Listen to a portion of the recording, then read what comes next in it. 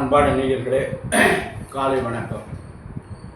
Weigher தோழி பங்கன் விடமுண்ட கண்டன் மிக நல்ல வீணை தடவி மாசரு திங்கள் கெங்கை முடிமேல் அணிந்த உளமே புகுந்த அதனால் ஞாயிறு திங்கள் செவ்வாய் புதன் வியாழன் வெள்ளி சனி பாம்பிரண்டு முடனே ஆசரு நல்ல நல்ல அவை நல்ல நல்ல அடியாரவர்க்கு மிகவே எம்பொடு கொம்படாமை இவை மார்பிலங்க எருதேறி ஏழை உடனே பொன்வரி மத்த மாலை புனல் சூடி வந்தன் உளமே புகுந்த அதனால் 9 7 18 உடனாய நாட்களவைதான் அன்போடு நல்ல நல்ல அவை நல்ல நல்ல அடியாரவர்க்கு மிகவே. அன்பு சார்ந்த நேயர்களே, இன்று பங்குனி மாதம் 8ஆம் நாள் சனிக்கிழமை, அஷ்டமி திதி, தேய்பிறை அஷ்டமி. இந்த தேய்பிறை அஷ்டமி ரொம்ப விசேஷமாக சொல்லுவாங்க. இன்று இரவு 1:39 வரை இருக்குது. பின்னாடி நவமி வந்துடுது. மூல நட்சத்திரம் இரவு 11:55 வரை இருக்குது. அதுக்கு பிறகு பூராட நட்சத்திரம் வந்துடுது. சித்த யோகம் ஃபுல்லாகவே இருக்குது. ராகு காலம் எப்போதுமே சனிக்கிழமை 9 முதல் 10:30, யமகண்டம் 1:30 முதல் 3, குடிகன் 6 முதல் 7:30, சூலம் கிழக்கு, பரிகாரம் தயிர். அன்பான அன்பர்களே, இன்று கிரகங்கள்லாம் எப்படி இருக்கிறது அப்படின்னு பார்ப்போம். இன்று மீனத்தில் சூரியன், சுக்கிரன், ராகு 4 பேர் மீனத்தில் இருக்காங்க. ரிஷபத்தில் குரு இருக்கார். மிதுனத்தில் செவ்வாய் இருக்குது. சந்திரன் தனுசில் இருக்கார். சனியும் புதனும் கும்பத்தில் இருக்குது. கேது கன்னியில் இருக்காங்க. இது இந்த கிரகங்களுடைய நிலைமை. 4 மூலையிலையும் கிரகங்கள் இருக்குது. அது ஒரு நல்ல அமைப்புன்னு சொல்கிறது. அதனால் இந்த மேஷராசி என்பவர்களுக்கு இப்படி ராசி பலன்லாம் எப்படி இருக்கிறது, அப்போ மேஷராசி என்பவர்களுக்கு இன்று நேரம் எப்படி இருக்கிறதுன்னு பார்ப்போம். மேஷராசி என்பவர்களுக்கு குரு பகவான் நல்ல இடத்துல இருக்கார், அருமையான இடத்துல இருக்கார். அந்த குரு பகவான் 2ஆம் இடத்துல குடும்பஸ்தானம்னு சொல்கிற இடத்துல இருக்கார். அடுத்து சனி பகவான் 11ஆம் இடத்துல இருக்கார். இந்த 2 கிரகம் மிகப்பெரிய கிரகம். சனி பகவானும் குரு பகவானும் மிகப்பெரிய ஆளுமை மிகுந்த கிரகங்கள். அதனால் அவங்க 2 பேரும் இந்த ஜாதகருக்கு வலுவாக இருக்கிறது பெரிய அமைப்பு. அடுத்தபடியாக இவங்களுக்கு 4ஆம் அதிபதி சந்திரன் 9ஆம் இடத்துல இருக்கார். செவ்வாயும் சந்திரனும் பரிவர்த்தனை யோகம் பெறாங்க பார்வையினால். அது ஒரு பெரிய அமைப்பு. அது அதனால் மேஷராசி என்பவர்களுக்கு இன்று அருமையான நாள். நல்லதெல்லாம் நடக்கும், நல்ல காரியங்களாக நடைபெறும்.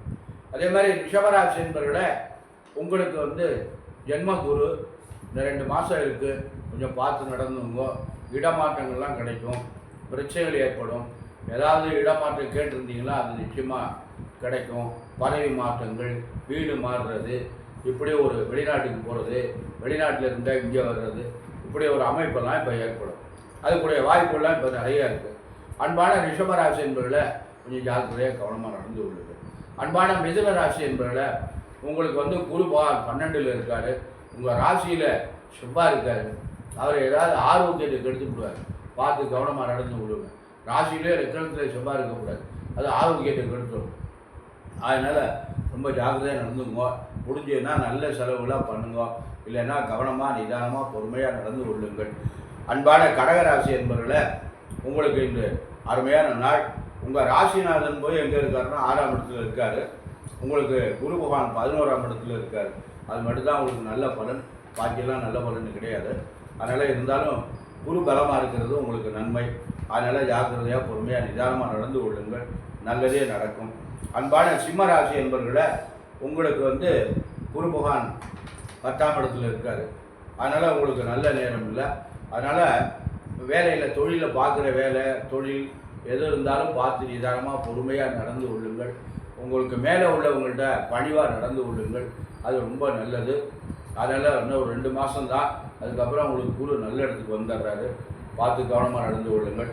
அன்பான கன்னிராசி என்பவர்களை உங்களுக்கு நல்ல நாள், நல்லது நடக்கும், நல்ல காரியங்கள்லாம் நடக்கும். குரு 9ஆம் இடத்துல இருக்கார், சனி பகவான் 6ஆம் இடத்துல இருக்கார். இது ரெண்டும் உங்களுக்கு நல்ல அமைப்பு. அதனால் நல்லதே நடக்கும். கவனமாக காரியங்களை செய்வோம், நல்லது. அன்பான துளாராசி என்பவர்களை உங்களுக்கு குரு பகவான் 8ல் இருக்கார், அட்டமாக குரு இருக்கார். கொஞ்சம் பொறுமையாக இருக்கும். இப்போது எனக்கு இனிமேல் காரியம் நடக்க மாட்டேங்குது அப்படியே குழம்பிக் கொண்டு இருக்காமல் குரு பகவான் தசாமுதியை வழிபாடு பண்ணுங்கள். ஏன்னா விரைவில் அந்த குரு பகவான் மாறப்போகிறாரு. சித்திரை மாதம் 28ஆம் தேதி வரைக்கும் குரு பயிற்சி ஆகிறாரு. அந்த பயிற்சி உங்களுக்கு நல்ல சாதகமாக இருக்கும். உங்களுக்கு சனி பகவான் ராகு பகவான் 6ல் இருக்கார், அருமையான அமைப்பு. அதனால் நல்லபடியாக நடக்கும். கவனமாக நடந்து கொள்ளுங்கள். அன்பான விருச்சிக ராசி என்பவர்களை உங்களுக்கு குரு பகவான் 7ஆம் இடத்துல இருக்கார், நல்லதே நடக்கும், நல்ல காரியங்கள்லாம் நடக்கும். இந்த 7ஆம் இடம் என்பது களத்திர ஸ்தானம்னு பேர். திருமணம் ஆகாதவங்களுக்கு திருமணம் நடக்கும், குழந்தை இல்லாதவங்களுக்கு குழந்தை ஏற்படும், வீடு கட்டலாம், வெளியூருக்கு போகலாம், தொழில் துவங்கலாம். இதுக்கெல்லாம் இந்த விருச்சிக ராசி என்பவர்களுக்கு கவனம், நல்லது, நல்ல நேரம்.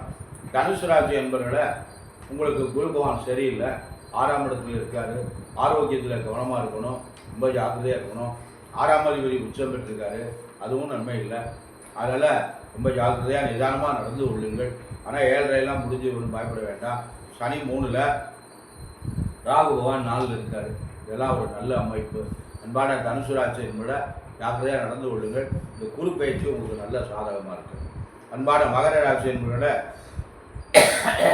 உங்களுக்கு 7:30 சனி இருக்கிறது. இன்னும் 1.5 வருஷம் இந்த இருக்க இந்த 7:30 சனி அது முடிஞ்சிருச்சுன்னா அப்புறம் பிரச்சனையே முடிஞ்சுது உங்களுக்கு. அப்புறம் 30 வருஷத்துக்கு அப்புறம் சனி கிட்ட வராது. அதனால் பார்த்து ஜாக்கிரதையாக நடந்துக்கும். அவங்கவுங்க வயசுக்கு தக்கோடைய முதல் சுற்று, 2வது சுற்று, 3வது சுற்று எல்லாம் வரும். ஆனால் குரு பகவான் உங்களுக்கு 5ல் இருக்கார், ராகு பகவான் 3ல் இருக்கார். இதெல்லாம் உங்களுக்கு ஒரு நல்ல அமைப்பு. அன்பான மகர ராசி என்பதில் ரொம்ப நிதானமாக கவனமாக நடந்து கொள்ளுங்கள், நல்லதே நடக்கும்.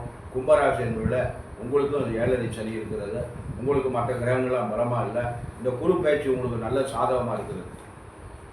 அதனால் கொஞ்சம் பொறுமையாக இருக்கும். இந்த 2 மாதம்தான், கவனமாக நடந்து கொள்ளுங்கள். மீன ராசி என்பதில் உங்களுக்கும் நேரம் சரியில்லை. அதனால் உங்களுக்கு குருவுடைய பார்வை நன்றாக இருக்குது. ஏன்னா 9ஆம் இடத்தை பார்க்குறாரு. ஆனால் அந்த குரு பயிற்சி உங்களுக்கு சாதகம் இல்லை. ஆனால் அந்த குரு என்ன பண்ணுறாருன்னா பயிற்சி ஆனதுக்கப்புறம் 10ஆம் இடத்தை ஜீவன ஸ்தானம் என்று சொல்லக்கூடிய தொழில் ஸ்தானத்தை பார்க்குறாரு. அந்த இடம் நல்ல சிறப்பாக இருக்கும். குரு எந்த இடத்த பார்க்குறாங்களோ அந்த இடம் சிறப்படையும். இப்போ குரு 12ஆம் இடத்துல இருக்கக்கூடாது. 12ஆம் இடத்தை பார்த்தாருன்னா விரையும் மட்டுப்படும். அப்படியெல்லாம் ஒரு கருத்து இருக்குது. அதனால் அன்பான மகர ராசி, கும்பராசி, மீன ராசி என்பவர்களை ஜாக்கிரதையாக கவனமாக நடந்து கொள்ளுங்கள். 7:30 இருக்கிறது. 7:30 பாவனுடைய தாக்கம் இருக்கத்தான் செய்யும். அதனால் நம்ம 7:30 சனிக்கு என்னை 7:30 சனி கசை புளி தான் செய்வார். அதனால் அதுலேருந்து தான் நம்ம வெளியில் வரணும். அதனால் நம்ம இந்த சனி பகவானுடைய வழிபாடு நம்ம விடாமல் செஞ்சுட்டு வரணும். சனிக்கிழமை தோறும் நம்ம விரதமாக இருந்து சனி பகவானுக்கு எள்ளு தீபம் ஏற்றி அர்ச்சனை பண்ணணும். வன்னி பாத்திரம் கிடைச்சதுன்னா அதனால் அர்ச்சனை பண்ணணும். கோடரு திருப்பதிகம் என்று சொல்லக்கூடிய அந்த திருப்பதிகத்தை ஞானசம்பந்த பெருமான் இயற்றிய பாடல் 11 பாடல்.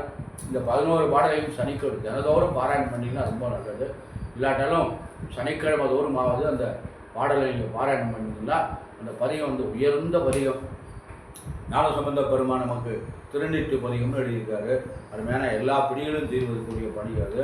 அது மாதிரி வயிற்று வலி தீர்வதற்கு எழுதியிருக்காரு. நல்ல குழந்தைகள் பெறுவதற்கு எழுதியிருக்காங்க. திருமண தடை நீங்குவதற்கு பதிவு பாடியிருக்காங்க. ஆனால் இதெல்லாம் யாருமே பாடுறதில்ல. பரிகாரம் கொண்டு நிறைய பண்ணுறோம்னு சொல்லி அந்த பரிகாரத்தை செஞ்சு ஏமாந்துட்டு இருக்காங்க. ஒரு நல்லதை செய்ய மாட்டேங்கிறாங்க. பாராயணம் பண்ணுறதுங்கிறது அவங்களுக்கு ரொம்ப கஷ்டமாக இருக்குது. அதனால் இதில் ஒரு கருத்தை நான் இங்கே பதிவு பண்ணுறேன். திருமணமே ஆகாமல் நிறைய இருக்காங்க. வேதங்கள் படித்தவங்களாம் திருமணம் ஆகாமல் நிறைய இருக்காங்க. அந்த வேதத்திலேயே அவங்களுக்கு ஒரு கருத்து இருக்குது. ருக்வேதத்தில் பாக்கிய சுத்தம்னு ஒன்று இருக்குது. அந்த பாக்கிய சுத்தத்தை 1,00,000 தவணை ஜபம் பண்ணால் எப்பேற்பட்ட தடைகள் இருந்தாலும் நீங்கிடும். 1,00,000 தவணை பாராயணம் பண்ணி 1000 தவணை நெல்புரியால் ஹோமம் பண்ணால் திருமண தடை நீங்கி உடனே கல்யாணம் ஆகிடும்னு இருக்குது. இதை யார் செய்கிறது அப்படின்னு அவங்க செய்ய மாட்டேங்கிறாங்க. அதனால் நான் என்ன சொல்கிறேன்னா, நமக்கு வேதங்கள் எல்லாம் ஒவ்வொன்றுக்கும் ஒவ்வொருத்தருக்கும் ஒவ்வொரு கருத்துக்கள் சொல்லியிருக்காங்க. அருமையான அந்த வேத ஒலி இருக்குது பாருங்க, அதுக்கு நிகரானது எதுவுமே கிடையாது. அந்த வேத ஒலிக்கு எடுத்துக்காட்டாக இருப்பது ஒவ்வொரு இடங்களிலையும் அந்த வேத ஒலி கெடுக்கின்ற இடங்களில் பூரா அந்த ஊர்கள் கிராமங்கள் சிறப்பாக இருந்திருக்கிறது அப்படின்னு ஒரு அமைப்பு இருக்குது. அதனால் அந்த காலத்தில் அக்கரகாரம்னு ஒன்று இருந்தது. அது எதுக்காக இருந்ததுன்னா, இந்த அக்கரகாரத்தில் உள்ள பிராமணர்கள் பூரா 3 வேளையும் திரிகால சந்தியாவந்தனம் பண்ணுவாங்க, வேத பாராயணம் பண்ணுவாங்க. அந்த கிராமம் நல்ல செழிப்பாக இருந்தது. அதுக்கெல்லாம் இப்போ இங்கே ஆள் இல்லை. அதனால் கிராமங்களும் கெட்டு போயிடுது. அக்ரஹாரமும் இல்லை, கிராமமும் முன்னேற்றமாக இல்லை. அக்ரஹாரம் பூரா டவுனுக்கு போயிடுது. இப்போ இதெல்லாம் வந்து பெங்களூரில் வந்து ஏதோ ஒரு இடத்துல காவேரி கரையில் இந்த மாதிரி நடக்குது அப்படின்னு சொல்கிறாங்க. அது அந்தணர்களுக்குன்னே தனியாக ஒரு இடம் இருக்காது. அங்கே வந்து இந்த வேத பாராயணங்கள்லாம், ஆனால் எல்லாருமே எல்லா சமுதாயத்தையும் சேர்ந்தவர்களும் அந்த வேதங்களை கற்றுக்கிட்டு இருக்காங்க அப்படிங்கிறாங்க. அதனால் தெரியுமா அவங்களுக்கு இப்படிலாம் ஒரு ஒரு ஒரு இஸ்லாமிய நண்பன் வந்து ஒரு அந்தனோட பையனை பார்த்து, தம்பி இன்னும் நீ காவேரி கரைக்கு போகலையான்னு கேட்பாரான். மத்தியானம் சந்தியாவந்தனம் போகல, காவேரி கரைக்கு போகலையா, மத்தியானம் 12 மணி ஆச்சுன்னா காவேரியில் போய் சந்தியாவந்தனம் போகணும், இது பிராமணருடைய கடமைன்னு சொல்லி அது ஒரு இஸ்லாமிய மதத்தை சேர்ந்த ஒரு நண்பர் அந்த ஊரில் சொல்லுவாங்களாம். அந்த மாதிரிலாம் ஒரு கருத்து இருக்குது. அதாவது சொன்னாங்க எனக்கு. அது நான் வியாஜவாதி உண்மையதான் சொல்கிறாங்க. அதனால தான் கர்நாடகாவில் தண்ணி பஞ்சமே இல்லை. ஏன்னா அங்கே வேத ஒலி சிறப்பாக நடந்து கொண்டு இருக்கிறது. வேத மந்திரங்களுக்கு முக்கியத்துவம் கொடுக்கின்றார்கள். அது மாதிரி வேத மந்திரத்துக்கு இருக்கின்ற ஒரு தன்மை, அந்த வேத ஒலிக்கு இருக்கின்ற ஒரு பவர் வேறு உலகத்தில் எதுக்குமே கிடையாது. அதனால் அன்பான நேயர்களே, நமக்கு இறை வழிபாடு தான் ரொம்ப முக்கியம். அதனால் பெரியவங்க நமக்கு நம்ம நோய் நொடி இல்லாமல் வாழ்வதற்கு எத்தனையோ வழிமுறையில் நமக்கு சொல்லி கொடுத்துருக்காங்க. அதனால் நாம் அதையெல்லாம் பின்பற்றணும். நமக்கு வேலைகள் நிறையா தான் இருக்குது, கடமைகள் நிறையா தான் இருக்குது. 2 பேரும் சீக்கிரமாக இருந்து வேலைக்கு போக தான் வேண்டியிருக்கு. வேலைக்கு போனால் தான் சம்பாதிக்கணும். அதோடு தான் ஒரு முக்கியமாக இப்போ சனிக்கிழமைனா ஒரு 1/2 மணி நேரம் சீக்கிரமாக இருந்துருந்து ராத்திரி படுக்கிறதுக்கு முன்னாடியே எல்லா வேலையும் பஞ்சு வச்சுட்டு காலைல சீக்கிரமாக இருந்து ஸ்நானம் பண்ணிவிட்டு காலை ஆற்றுல பூஜை பண்ணிவிட்டு இந்த கோலத்துக்கு போயிட்டு 2 பேருமா சேர்ந்து பாராயணம் பண்ணிவிட்டு அதுக்கு மேலே பூஜை பண்ணிவிட்டு வேலைக்கு போகலாம். இது நமக்கு முடியுமா இல்லையா? இதை நம்ம செஞ்சோம்னா நமக்கு நிச்சயமாக நல்வழி கிடைக்கும். அதனால் நல்லது கிடைக்கும். அதனால அன்பான நேயர்களே, எதுவுமே நமக்கு வந்து இறைவனுடைய செயல். அதாவது தத்துவ நீதினு ஒரு மூல நூல் இருக்குது. அந்த தத்துவ நீதியில் ஒரு பாடல் இருக்குது. அதில் என்ன எழுதிருக்கு அப்படின்னா, அவரவர் தமக்குள்ள ஆயுசும் பொன் பொருள் வித்தை செல்வம் எழில் மரணங்கள் 7 தவம் உடை பெருமதேவன் கை தொடங்கி சிவனுடைய அருளினாலே கர்ப்பத்தில் நிச்சயித்தார். அவங்களுக்கு உள்ள ஆயுசு பொன் பொருள் வித்தை செல்வம் எழில் மரணங்கள் 7 தவம் உடை பெருமதேவன் கை தொடங்கி சிவனுடைய அருளினாலே கர்ப்பத்தில் நிச்சயித்தார் அப்படின்னு தத்துவனியில் இருக்குது. ஔவையார் பாடியிருக்காங்க. தாம் முன் செய்த விலை தாமே அறிவிப்பான், பொந்தோ மறையோ பொது வெளியை வேண்டே ஒருத்தாரை என் செய்யலாம் ஊரெல்லாம் ஒன்றாய்க்கூடி வெறுத்தாலும் போகுமோ விதி என்று ஔவையார் பாடியிருக்காங்க. விதியை வந்து ஊரெல்லாம் ஒன்றாய்க்கூடி வெறுத்தாலும் போக முடியாது, அதை தடுக்க முடியாது என்றெல்லாம் ஔவையார்லாம் சொல்லியிருக்காங்க. ஔவையார் சொல்லிட்டாங்கன்னா அதை மாற்ற முடியுமா? ஏன்னா தமிழ் மூதாட்டி, அப்புறம் மூதாட்டி நமக்கு கிடைத்த பாக்கியம், அதெல்லாம் வந்து நமக்கு ஔவையார் வந்து எவ்வளோ சாதனைலாம் நமக்கு சொல்லியிருக்காங்க. இந்த ஔவையார் பாடல்கள்லாம் ஆத்திச்சூடி கொன்றை வெந்தன் இதெல்லாம் பள்ளிக்கூடத்தில் கிடையாது இப்போ. ஏன்னா அன்னையும் பிதாவும் முன்னறி தெய்வம்னு அதில் சொல்லியிருக்காங்க. அதெல்லாம் இப்போ குழந்தைகளுக்கு பள்ளிக்கூடத்தில் சொல்லி கொடுக்குறது இல்லை. அந்த சம்பாதிக்கிறதுக்கு என்ன வழி, என்ன சம்பாதிக்கலாம், அதுக்குள்ள பாஷைகளை தான் இப்போ சொல்லி கொடுக்குறாங்க. அதனால் இப்போ எல்லாமே ஆங்கிலத்தில் தான் வர்றாங்க. தமிழே கிடையாது, ஆங்கில வழி. ஏன்னா வெளிநாட்டில் போய் சம்பாதிக்கிறதுக்கு அதான ஆங்கிலம் தானே முக்கியமாக இருக்குது. அதனால் அதை தான் சொல்லிக் கொடுக்குறாங்க. நம்ம தாய்மொழியை சொல்லிக் கொடுக்க மாட்டேங்கிறாங்க. அன்பான நேயர்களை, நம்ம கல்ச்சரை மாற்ற வேண்டாம். கல்ச்சர் நமக்கு வெளிநாடு எல்லா பாஷைகளும் நம்ம தெரிஞ்சுக்கிட்டு தான் வேணும். அதனால் தாய்மொழி வந்து ரொம்ப முக்கியம். அதனால் தமிழ் ரொம்ப முக்கியம். தமிழுக்கு அமுது என்று பெயர் ஒரு சினிமா பாடலில் பாடியிருக்காங்க.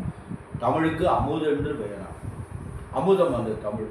தமிழ் மாதிரி ஒரு இனிய சொல் எதுவுமே கிடையாது. ஒரு இனிமையான சொல்லில் தமிழ் சமஸ்கிருதம், இது 2 மாதிரி ஒரு இனிய அந்த சமஸ்கிருதத்தில் இந்த வேதங்களை சொல்லுகின்ற பொழுது அந்த வேதத்தினுடைய தன்மை இருக்கு பாருங்க, அப்படியே ரொம்ப அருமையாக இருக்கும்.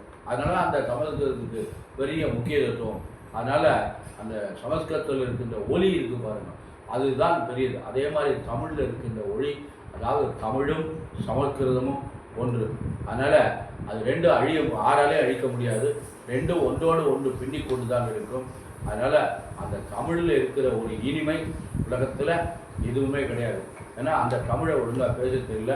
எல்லாருமே ஆங்கிலத்தில் தான் பேசுகிறாங்க. குழந்தைகளுக்கு பூரா ஆங்கிலம் தான் சொல்லிக் கொடுக்குறாங்க. அம்மா அம்மா என்று சொல்லிக் கொடுக்க மாட்டேங்கிறாங்க. டாடி, மம்மி இப்படி தான் சொல்லிக் கொடுக்குறாங்க. அம்மா என்ற ஒரு வார்த்தைக்கு இருக்கின்ற ஒரு பெருமை உலகத்தில் எதுவுமே இல்லை.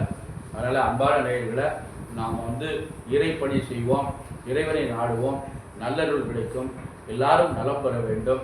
ஞானசம்பந்த பெருமான் நமக்கு இயற்றி கொடுத்த அந்த தேவாரங்கள், அருமையான தேவாரங்கள், அருமையான பதிகங்கள், இதையெல்லாம் எல்லோரும் தினசரி பாராயணம் செய்து அவங்களால் முடிஞ்சது ஒவ்வொன்றையும் ஒரு திருநெல்பதியில் ஒரு பாடல், கோளறு திருப்பதியில் ஒரு பாடல், திருநெடுங்குளப்புறா அதில் ஒரு பாடல், இந்த கூற்றாகினவாறு வயிற்று வலி தீர்வதற்காக ஒரு பாடல், இந்த மாதிரிலாம் ஒன்றொன்றையும் நம்ம குறிப்பெடுத்து வச்சுக்கொண்டு தினம் ஒரு 5 பாடல் தினசரி நம்ம பாராயணம் பண்ணி வந்தோம்னால் எல்லா சிரமங்களும் நாம் குறைஞ்சு நல்லருள் பெற்று நலமுடன் வாழ எல்லாம் வல்ல அந்த சர்வேஸ்வரன் நமக்கு நல்லருள் செய்வார்.